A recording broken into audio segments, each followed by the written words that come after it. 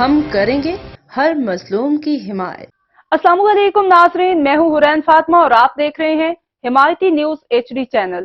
نظر ڈالتے ہیں آج کی اہم خبر پر۔ منڈی بہاؤدین ڈسٹرکٹ پولیس آفیسر رضا صفدر کاظمی کی ہدایات، تھانہ پھالیہ پولیس کی منشیات فروشوں اور شراب فروشوں کے خلاف زبردست کارروائیوں کا سلسلہ جاری۔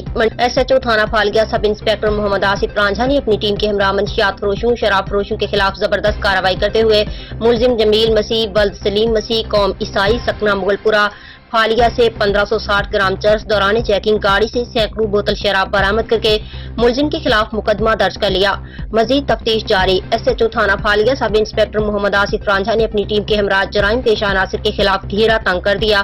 سب انسپکٹر SHO تھانہ پھالیہ نے بولتا پنجاب نیوز سے گفتگو کرتے ہوئے کہا کہ تھانہ پھالیہ سے جرائم کا خاتمہ اور عوام کے جان و مال کا تحفظ اولین ترجیح ہے۔ معاشرے کا امن تباہ کرنے والے کسی صورت رعایت کے مستحق نہیں ہیں۔ اب تک کے لیے اتنا ہی۔ مزید خبروں اور اپڈیٹ سے باخبر رہنے کے لیے دیکھتے رہیں حمایتی نیوز HD چینل۔